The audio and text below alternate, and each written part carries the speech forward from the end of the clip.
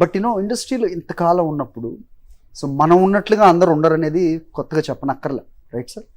మీరు బాగా ఇబ్బంది పడిన క్షణాలే ఉన్నాయా అవతల వాళ్ళ వల్ల?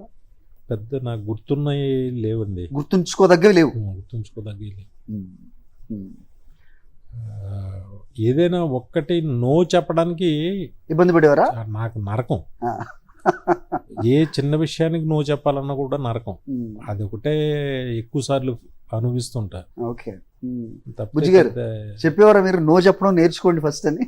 Because philosophers say that. కాకపోతే అదొకటే సినిమా తీసేటప్పుడు మాత్రం అదే ఎందుకు వచ్చాంరా అని చాలా టార్చరస్గా ఉంటుంది సార్. అది ఏదైనా ఒక విషయం తగ్గకపోతే కథలో మనం డెలివరీ చేసేది బెస్ట్ హిట్టే డెలివరీ చేయాలి. ఏంటి ఇంత చిన్న పెద్ద ఏంట్రా దీనికి ఇంత అని అనుకుంటారు వాళ్ళు. బట్ నాకు అది చాలా పెద్దది. అది వాళ్ళకి అర్థం కాదు. చూసే పర్సెప్షన్. మీరు అంటే ఇలా అనుకున్న దీంతో ఒకటి ఛత్రపతి హిందీలో తీయడం అనుకోవచ్చా? ఎవరి దీంతో తీశారు మీరు నిజంగా? అది అనుకోకుండా జరిగింది సార్. అది మన సురేష్ గారే. అవును, ఆబ్వియస్ గా. అది విజేంద్ర ప్రసాద్ గారు అందరితోనే జాగ్రత్తగానే చేసాం. ఫ్లాపులు తీయాలని ఎవరు తీయరు, ఇది సక్సెస్ అవుతుందనే ఎవరైనా తీస్తారు. సక్సెస్ ఇన్ని సినిమాలు తీసిన హిట్ వాళ్ళకి తెలియదా సార్ ఏది ఇదవుతుంది ఏది క్లిక్ అవ్వదు? ఎందుకంటే ఒకసారి మీరు చూసుకుంటే ప్రేక్షకులు ఏది ఎంజాయ్ బాగా చేస్తారు థియేటర్లో దగ్గరగా చూసిన వాళ్ళు మీరు, మిగతా వాళ్ళు ఎలా ఉన్నా కానీ. బికాజ్ ఆ థియేటర్ అనుభవం కూడా మీకు ఉంది కదా. అదేమన్నా వెళ్ళిపోవద్దా అవదా? 100% హిట్లు తీసిన వాళ్ళు లేరు కదా సార్ ఎవరు. అదే దానికి తెలియదు, ఎవరు సమాధానం తెలియదు. అదే దానికి ఎడిటింగ్ రూమ్లో చూస్తాం బాగుంది అనుకుంటాం. మనం ఇక్కడ నవ్వుతారు అనుకున్న దానికి అక్కడ నవ్వరు. దేనికి నవ్వుతారో తెలియదు. ఇక్కడ ఇదేమీ లేదురా అనుకునే దానికి అక్కడ నవ్వుతారు.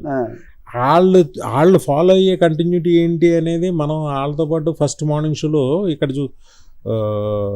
ఆయన చెప్తారు హర్రంజాయ్ గారు, ఎడిటింగ్ రూమ్లో చూసిన సినిమా మనకి ఏ తప్పు తెలియదు, మన్నాడు వెళ్ళి థియేటర్లో కూర్చుంటే మన తప్పులన్నీ తెలుస్తుంటాయి. అంటే ఇక్కడ బిట్స్ అండ్ పార్ట్స్గా చూస్తాం. అంటే ఈవేళ షూటింగ్ అయింది ఈవేళ చూసేస్తాం, అలవాటు అయిపోతాం దానికి. అలవాటు సూపర్ అని మాకు మేము సంకలు కొట్టేసుకుంటాం. అక్కడికి వెళ్ళిన తర్వాత అది పేలిపోద్ది, తెలియదు. సరే, ఇప్పుడు ఆది తీశారు ఎన్టీఆర్ గారు, కమర్షియల్ మామూలు హిట్ కాదు. అదుర్స్ కథ అనుకున్నప్పుడు ఎవరన్నా అసలు ఎన్టీఆర్ని ఆ డైలాగ్స్ కానీ దాంట్లో ఉన్న సాహసం సార్ అది. అదే అంటాను, ఎవరు దాన్ని ఇప్పుడు హిట్ అయింది కాబట్టి ఎవరో దాని వెనక ఉన్న దీన్ని ఆలోచించరు. నాకు ఎంత ధైర్యం ఉండాలి సార్ అది. సార్ మీ ధైర్యం వేరు, మీరు మీ దాంట్లో వచ్చింది కాబట్టి. బుజ్జి గారు లాంటి వాళ్ళు మీరు ఏమంటే ఆయన ఏదంటే అదేనండి, అంతే, ఇంకా ఏముండదు. మేము ఎక్కడ రీసెంట్ గా విన్నాం, కోన వెంకట్ గారు అదుర్స్ 2కి రెడీగా ఉన్నారు, ఎన్టీఆర్ గారు కూడా కుదిరితే చేద్దాం ఉన్నారు, వినయ్ గారిదే ఆలస్యం అనేది విన్నాము. ఉందండి, అది మైండ్ లో ఉందా ప్రాజెక్ట్? ఇంకా కథగా అయితే ఇంకా రాలేదు, కానీ నాకైతే మనసు దాన్ని మ్యాచ్ చేసి అంత గొప్పగా చేయగలం నేను అనుకోవట్లేదు. మీరే అనుకోవట్లే? తీయడానికి ఏముంది సార్, అది కెమెరా పెట్టి తీయడానికి కాదు, ఆ కంటెంట్ ఆ బ్రహ్మానందం గారు ఆ టైమింగ్ కూడా వేరు. అవునండి, అది వేరు నిజంగానే. మొన్న మేము తిరుపతి వెళ్ళాం ఇద్దరం. వెళ్తే ఒక ఆయన స్వామివారి దర్శనం అయిపోయిన తర్వాత వస్తుంటే ఒక ఆయన పెద్దగా ఒక ఆయన ఉండి తీర్థం ఇస్తున్నారు. అంటే ఏంటి వినాయక్ గారు ఎప్పుడు అదుర్సుటు అంటే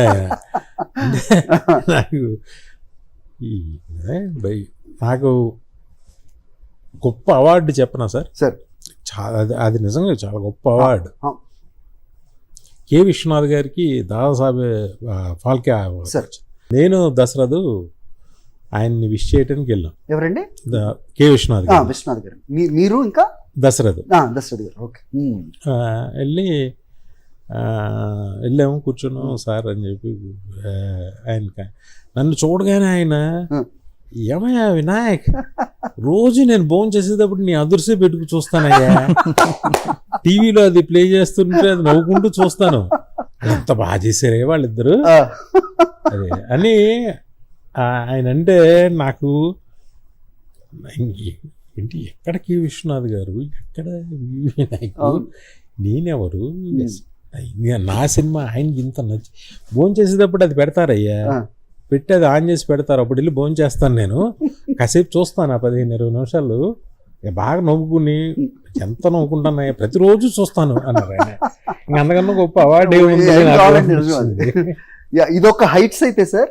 నా షోలోనే నేను ఒక డైరెక్టర్తో మాడుతుంటే హీ వాజ్ కంటిన్యూస్గా క్రిటిసైజ్ చేస్తున్నారు.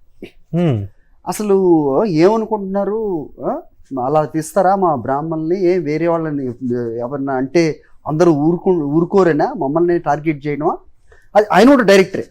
ఏంటి సార్ మీరేంటి వినాయక్ని అంటున్నారా? నేను అడిగాను, వినాయక్ని అంటున్నారా మీరు, అదుర్స్ సినిమా గురించి మాట్లాడుతున్నారంటే, మాట్లాడుతుంది దాని గురించి అని తెలుసు, అలా తీస్తారా, అందుకే నేను దానికి ఇదిగా నేను ఇంకో సినిమా తీశాను హీరో పౌరోహిత్యం చేస్తూ, సో అది నిలబెడుతుంది ఆ సీరియస్నెస్ అది ఇది. సో అంత తీసుకోవాల్సిన అవసరం ఉందా అని నాకు అనిపించింది. ఆ ఇంటర్వ్యూ చూసినప్పుడు చాలామంది కమెంట్స్ కూడా అదే పెట్టారు. మీకు తీసేటప్పుడు మీకు అలాంటి బ్యాక్లాష్ ఎవరి దగ్గర నుంచి వస్తుందని మీకు అనిపించలేదా? ఈ సినిమా గురించి ఎగ్జాక్ట్లీ అదుర్స్ గురించి అయ్యి ఉండదు సార్. అదుర్సు రిలీజ్ అయిన ఒక 15 ఏళ్ల తర్వాత జరిగింది నేను చెప్తున్నాను. అదుర్స్ గురించి కాదు, నాకు అంటే నేను మీ ప్రోగ్రామ్ నేను చూడలేదు, కానీ అదుర్స్ గురించి కాదు, వేరే సినిమా గురించి. ఒక పెద్ద ఆయన టీవీలో ఇప్పుడు అదుర్స్ తీశారు మా మీద, ఎంత చక్కగా ఉందో, మాకే నవ్వొచ్చేలా. జనరల్ పర్సెప్షన్ సార్, నాకు ఎదురైంది నేను మీకు చెప్తున్నా. దానికి రిలేటెడ్ గా నేను మిమ్మల్ని అడుగుతున్నాను ఏంటంటే, నేను అంటే మాకు first of all me intention wrong అయితే రాంగ్ అవుతుంది, మనం ఇంటెన్షనల్ గా రాంగ్ ఎప్పుడు. ఇప్పుడు విశ్వనాథ్ గారు లాంటి ఆయన తీసిన కళాఖండాలు మనకు తెలిసినవి, ఆయన అంత సరదాగా తీసుకున్న తర్వాత ఇంకా ఏంటి సార్ ఆయన. సో నెక్స్ట్ ఏంటి సార్ ప్రాజెక్ట్స్ ఏంటి ఇప్పుడు, ఏమున్నాయి కథ మీద వర్క్ చేస్తున్నాను, పూర్తిగా నచ్చిన చేస్తాను, నేను విజయ్ చేస్తాను. మళ్ళీ రౌండ్ వేస్తారా మొత్తం అందరు పెద్ద పెద్ద స్టార్స్? చూద్దాం. ఇప్పుడు ఇన్ని హిట్స్ తీసిన తర్వాత మీకు మైండ్ లో ఏంటంటే, ఇప్పుడు వినాయక్ గారు అనగానే మాకు లేచే సూమోలు, లారీలు అవేనా, లేదంటే ఇంకా ఏమన్నా ఉందా? ఇలా అనకూడదనే ఆగుతున్నాం. ఓకే, ఇంకెప్పుడు ఇదేనా అనేది వద్దు మనకి, ఏదైనా కొత్తగా దొరికితే చేద్దాం, లేకపోతే హ్యాపీగా కూర్చుని కౌరులు చెప్పుకుందాం, దొరికితే చేద్దాం, మంచిది. ఓకే, అంటే ఆ కొత్తదనంలో ఇప్పుడు అంటే సినిమా చూసే విధానం కూడా మారిపోయింది కదా సార్, బికాస్ ఆఫ్ కరోనా తర్వాత మనం వచ్చిన ఓటీటీ కానీ వరల్డ్ కంటెంట్ మన చేతిలో ఉన్న విధానం కానీ కంప్లీట్గా మారిపోయింది, రైట్ సార్? దీంట్లో మీరు మిమ్మల్ని ఎక్కడ ఫిట్ చేసుకోగలరు? అదే చెప్తున్నాను సార్, మనం ఏదో అనుకోవడం కాదండి, మనకి ఆ దొరికిన దాన్ని బట్టి ఒకటి గురు, మనం సినిమాని ఏదో రకంగా హిట్ చేయడానికి దాంట్లో కామెడీని చూపించడం, లేకపోతే ఒక పాటలను చూపించడం, ఇవన్నీ చేసాం కదా ఇప్పటి వరకు, అది వద్దు ఇప్పుడు. ఓకే, అలా వద్దు. ఆ సినిమా కథ అది ఏం కోరుకుంటుందో అది ధైర్యంగా నమ్మి తీద్దాం, అది దొరికితే చేద్దాం, లేకపోతే ఊరుకుందాం, ఏంటి నష్టం. Right sir. సో నేను ఇంట్రోలో చెప్పినట్టుగా మీ ఫ్రెండ్షిప్ గురించి మాట్లాడుతూ ఉంటారు సార్. సో బుజ్జి గారు, వినాయక్ గారు ఎక్కడ స్టార్ట్ అయింది ఇది? సో ఇది సినిమా బంధమా లేకపోతే అంతకంటే ముందు నుంచేనా? సో ఇన్ని రోజులు ఒకసారి మీరు వెనక్కి తిరిగి చూసుకుంటే మీరు అనుకున్నారా ఇంతకాలం మీ ప్రయాణం ఉంటుందని? ఇంతకన్నా ఎక్కువ కాలం కూడా ఉంటుందా? ఈ సినిమా నుంచే ప్రయాణం స్టార్ట్ అయింది. దీనికి ముందు చెప్పాలని చెప్పి ఆ సినిమా దాంట్లో కో డైరెక్టర్, నేను ప్రొడక్షన్ చూస్తూ ఉండేవాడిని. ఓకే, మా మామయ్య గారి దగ్గర అట్లానే పరిచయం ఇద్దరం సార్. అట్లా తనకు ఫ్లాట్ ఉండేది జర్నలిస్ట్ కాలనీలో, అందరం ఉండేవాళ్ళం. ఇంకా అట్లా మీరు అలా అందరం డైరెక్టర్లే, నాతో ఉన్న నా అసిస్టెంట్స్ కావచ్చు, నాతో కలిసి పనిచేసిన వాళ్ళు కావచ్చు, ఆల్మోస్ట్ అందరూ మా బ్యాచ్ అందరూ డైరెక్టర్లు అయిపోయారు, డైరెక్ట్స్ అయ్యారు అందరూ. అంటే థాట్ ప్రాసెస్ అంతా ఒకేలా ఉండేదండి. ఎవరికి ఫస్ట్ ఆఫ్ ఆల్ సినిమా తప్ప వేరే ఇది లేదండి. ఓకే, సినిమా దాంట్లోనే ఉంటాం, దాంట్లోనే ఇప్పటికి కూర్చుంటే ఏదో సినిమాకి సంబంధించిన ఏవో మాట్లాడుకుంటూ అలాగే ఆ ఇంట్రెస్ట్, జనరల్గా అప్పుడు విపరీతమైన కసి, ఏజ్, నిర్భయంగా ఉండడం. ఎప్పుడైతే ఎందుకు ఎవరికైనా ఫ్లాప్స్ వస్తాయంటే అండి, ఒక సర్టెన్ టైం వచ్చిన తర్వాత మనలో తెలియకుండా ఒక ఈ ఎలాగా దీన్ని సస్టైన్ చేయడం ఎలాగా, ఈ సక్సెస్ని, ఈ కథ ఆడుద్దా ఇదే అనే ఒక చిన్న భయం స్టార్ట్ అవుద్దట. అది నేను ఎక్కడో విన్నది. అది ఓకే, అది మనకి తెలియదు. తెలియదు. అది వచ్చినప్పటి నుంచి మీ కాన్ఫిడెన్స్ రోజు రోజుకి తీసుకుపోతూ ఉంటుంది. ఓకే, దానికి ఏజ్ అని ఇంకోటనో పేరు పెడతారు, బట్ అది కాదు. కన్విక్షన్ తగ్గుద్ది.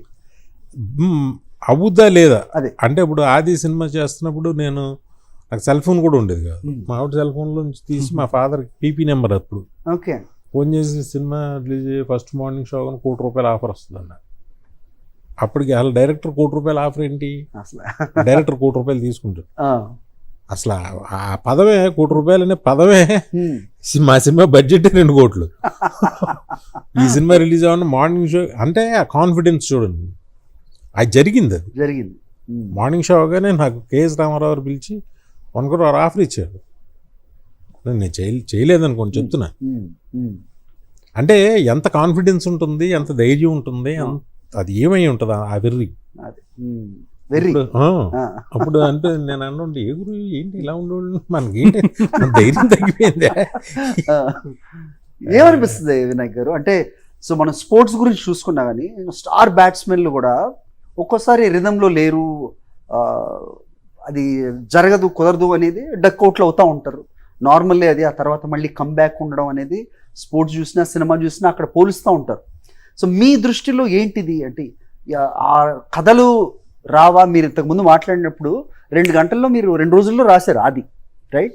సో ఇప్పుడు దానికి కారణం దానికి తప్పించుకుంటున్నారు, ఇలా మాట్లాడకూడదు అని కొంతమంది అనుకోవచ్చు, ఏదైనా అనుకోవచ్చు. నేను కలిసిన వాళ్ళు చాలా అనుభవజ్ఞులు, అంటే నాకేం తెలియదు కానీ చెప్పిన వాళ్ళని వింటూ నన్ను నేను అనలైజ్ చేసుకుంటే మాకు సంబంధం లేకుండానే అన్నీ జరుగుతున్నాయి. నేను తీద్దాం అనుకున్న సినిమా ఒకటి, తీసిన సినిమా ఒకటి, అన్నీ మనం చేసామనుకుంటాం తప్ప అవి జరుగుతూ ఉంటాయి. ఆ జరిగే వాటిల్లో మనం ఉంటాం, ఇవి మనం చేసామని అనుకుంటాం అని నా ఫీలింగ్. ఏది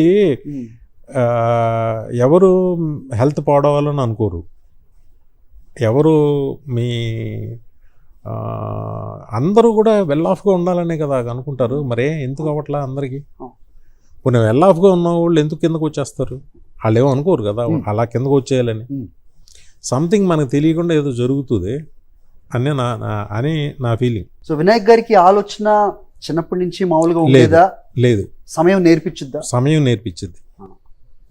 కెన్ యూ హ్యావ్ ముట్టిగే పడితే మంచిగా అయితే తెలుస్తుంది. అలాగని మనం మారిపోతాము, మనకేదో ఇచ్చేస్తాం అనేది కూడా ఉండదేమోనండి. బట్ రియలైజ్ నాకు ఒక ఆయన చెప్పిన నాకు మంచి మాట, ఒక గురువు ఒక ఆయన చెప్పిన ఇది ఏంటంటే, అన్నీ మనం చేసాం అనుకుంటాం, అన్నీ మనం చేసామని మనం అనుకుంటాం, బట్ అవి జరుగుతూ ఉంటే వాటిలో మనం ఉంటాం. అదే అంటే ఒక్కొక్కళ్ళు కొంతమంది అది నమ్మని వాళ్ళు కొంతమంది ఉంటారు, నమ్మేవాళ్ళు ఉంటారు. మొట్టకాయలు తగులుతుంటే ఫిలాసాఫికల్ గా అనిపించినా మీరు మాట్లాడేది అంటే నాకు ఒక ఫిలాసఫర్ ఎవరు అంటే అలాంటి వాళ్ళే చెప్పారు. నేనేమి పెద్ద ఎక్కువ చదువుకున్న వ్యక్తిని కాదు, పెద్ద ఎక్కువ చదవను కూడా చదవను. Very very nice sir.